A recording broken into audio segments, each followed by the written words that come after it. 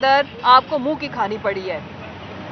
ہمارے کان پک گئے، میڈیا اس چیز کا گواہ ہے ان کی سٹیٹمنٹ سن کے کہ اگر آپ کو ارلی الیکشن کرانے کا شوق ہے تو آپ جا کے اسمبلیز جن صوبوں میں ہماری حکومت ہے تحلیل کریں.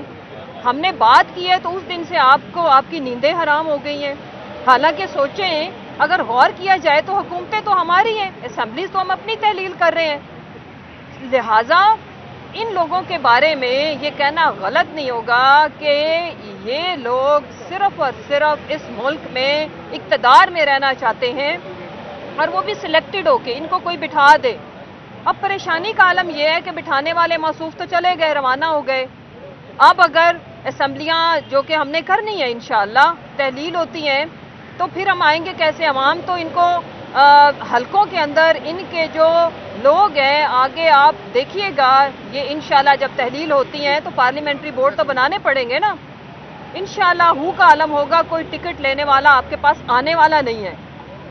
پھر ایک سیٹ سے کہنا مریم کو کہ اور ان کے والد محترم کو اور چیری بلاسم کو کہ خود ہی لڑیں الیکشن، یا آپ شوق پورا کر لینا خود. اور اطاعت ارڑ کو بہت ہی ماشاءاللہ اچھل کود کرنے کا شوق ہے نا، 2-4 سیٹوں سے آپ بھی لڑ کے ذرا اپنی شوق پورا کر لینا. دوسری جو اہم چیز ہے وہ یہ کہ دیکھیں اس ملک میں جو کرائسس ہے وہ بہت بڑا کرائسس ہے، اور اس کرائسس کو خالی جس طرح سے آپ سوچیں کہ کہنے کو چلے جائے ڈمی وزیر اعظم بھی ہیں تو پاکستان کی نمائندگی تو کرتے ہیں، جہاں جاتے ہیں امبیرسمنٹ کا سامنا، جہاں جاتے ہیں یہ ملک کا تماشا لگاتے ہیں. خالی باتوں سے اور الٹے پلٹے شعر پڑھنے سے اگر معاملات ٹھیک ہوتے تو ہم آپ کو کوئی ٹیوشن کے لیے کوئی ٹیچر رکھ دیتے کہ آپ کو سیدھے شعر کر کے تو آپ سارا دن یہ پڑھتے رہیں اور شاید ہمارے ملک کے مسائل اور اکانومی ٹھیک ہو جائے. اس ملک کے جو مسائل ہیں وہ اس وقت متقاضی ہیں سیریس قسم کی پالیسی کے، ڈیسیژنز کے، اسٹیبلٹی کے. وہ کیسے آنی ہے؟ وہ ہمارے باتیں کرنے سے، ڈرائنگ رومز میں بیٹھنے سے، NRO2 لینے سے اور اچھی باتیں کرنے سے نہیں آنی. وہ پہلا مرحلہ ہے کہ اس ملک کے اندر فیئر فری الیکشن کرایا جائے. دوسرے مرحلے کے اندر جو بھی گورنمنٹ میجورٹی کے ساتھ آئے وہ اس کو سخت فیصلے لینے پڑیں گے عوام کی طاقت کے ساتھ. اور پھر یہ چیزیں لنک کرتی ہیں، پہلے یہ دو چیزیں اگر ہوئیں گی تو آپ کی اکانومی ٹھیک ہوگی، اور یہ لنک کرتی ہے آپ کے ملک کے اندر جتنی بھی انسٹیبلٹی ہے. اس میں کوئی راکٹ سائنس نہیں ہے.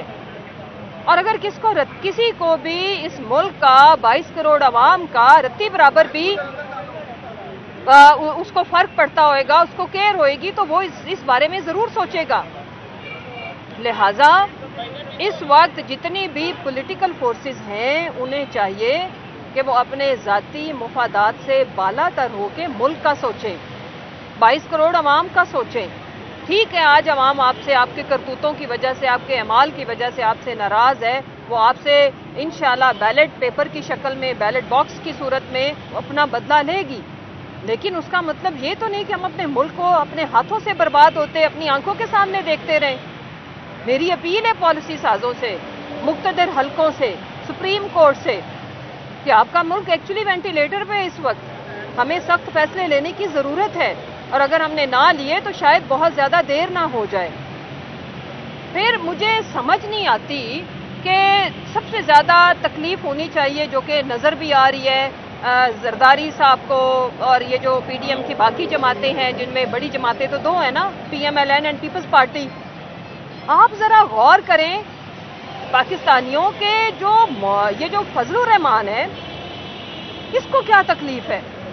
وہ کیوں اتنی فرسٹریشن کا شکار ہے کہ اس کے دماغی جو گند تھا، جو گٹر تھا، جو اس کی شخصیت کا اصلی چہرہ تھا، جو کہ اس نے ایک روپ دھارا ہوا تھا اور اپنے نام کے ساتھ مولانا لکھتا ہے، یہ بدبودار شخص آپ اس کی زبان دیکھیں، ایسے لگتا ہے کہ جیسے اس کے ساتھ تو جو وعدے کیے گئے تھے اس کی ساری جو اس نے زمین گرم کی، جو اسلام آباد میں دھرنے دیے، جن کی فرمائشوں پہ دیے، وہ سب کچھ ڈوب گیا. آپ اپنے وہ کہتے ہیں نا کہ سارا پنڈ بھی مر جائے تے مراسی دا منڈا کدی بھی چودھری نہیں بن سکتا، تو حال ہو ہے مولانا तुसी कदी भी सदर मुमलकत के ख्वाब आपको किसी ने दिखाए थे, अब आपको समझ आ जानी चाहिए। अभी जाके फिक्र करो कि अगर अपनी सीट दोबारा भी आप जीत सकते हो कि नहीं। इंशाल्लाह आपकी जमानत जब्त होगी, अभी जो आपने बदजुबानी इस्तेमाल की है।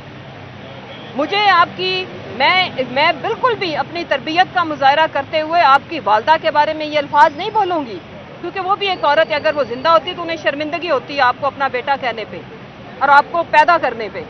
उस दिन पे शर्मिंदगी होती जिस दिन तुम पैदा हुए।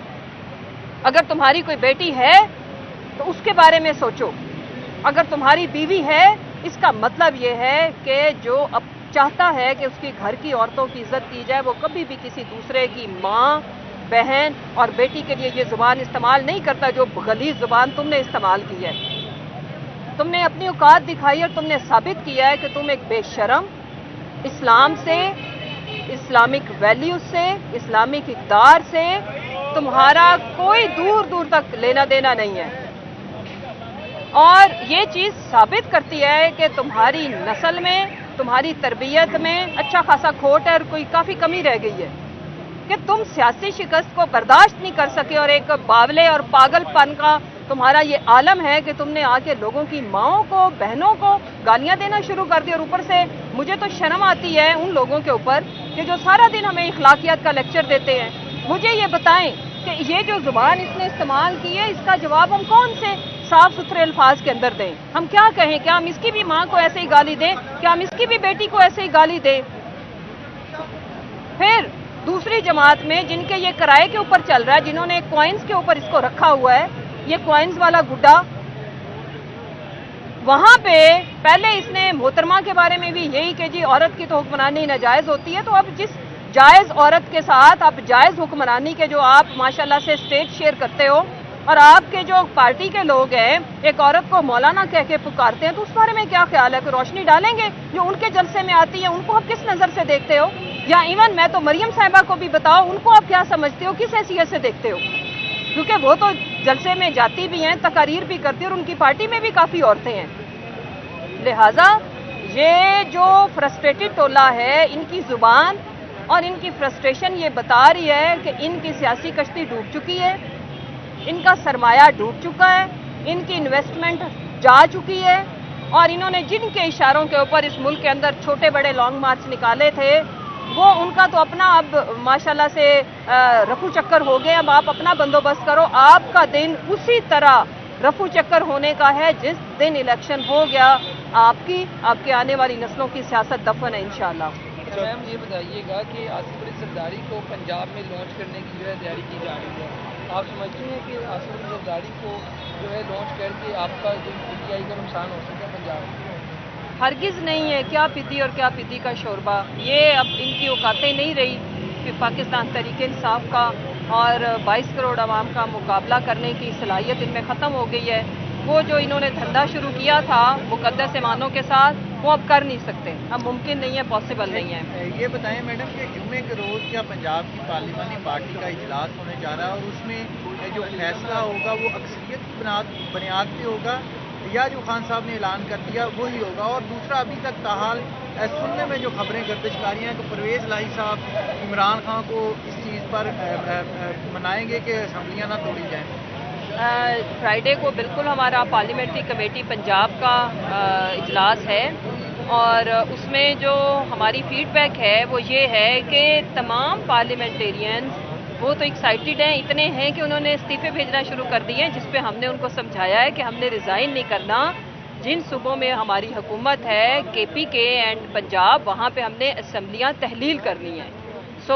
इसमें तो कोई दूसरी राय नहीं है। फिर जिसकी जो भी मुशावरत का एक, देखिए जमहूरियत का ये हुस्न है कि आप फैसले बता के करके उनको बताते नहीं हैं, आपस में मुशावरत होती है और उसके बाद एक सबको ऑन बोर्ड लेना, ये मेरा ख्याल है कि उनका हक भी है। और जिन सूबों में हमारी हुकूमत नहीं है, जैसे सिंध हो गया, जैसे बलूचिस्तान हो गया, वहाँ पे हमारे जो मेंबरान हैं वो रिज़ाइन करेंगे। अच्छा मैम, ये कहिएगा कि जैसे कि पता है कि जैसे आप किसी जो आदतें भी सर जुड़े हुए हैं सभी तरीके के हवाले से और काफ़ी उनके हवाले से, और जिस तरह जो हुकूमती इत्तेहाद उन्होंने भी सर जुड़े हुए हैं, तो आप दोनों के दरमियान सालसी का किरदार कौन अदा करेगा? कौन आपको एक टेबल पर उठा के ये सारी चीज़ें डिसाइड करेगा? देखें, इस वक्त मुल्क की शदीद ज़रूरत है इलेक्शन।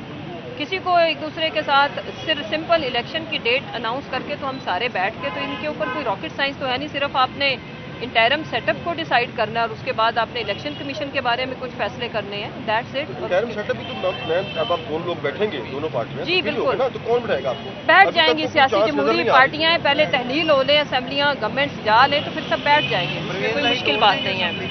और परवेज इलाही साहब की जहाँ तक बात है, देखिए मेरा ख्याल है कि क्या सराइयों की बजाय जो मुनस इलाही साहब ने खुद ट्वीट किया है या परवेज इलाही साहब ने जो खुद बात की है, मेरा ख्याल है कि हमें उसको इम्पोर्टेंस देनी चाहिए और ये जो राइट लेफ्ट से प्रोपेगेंडा सेल्स हैं उनकी बातों को हमें इग्नोर करना चाहिए।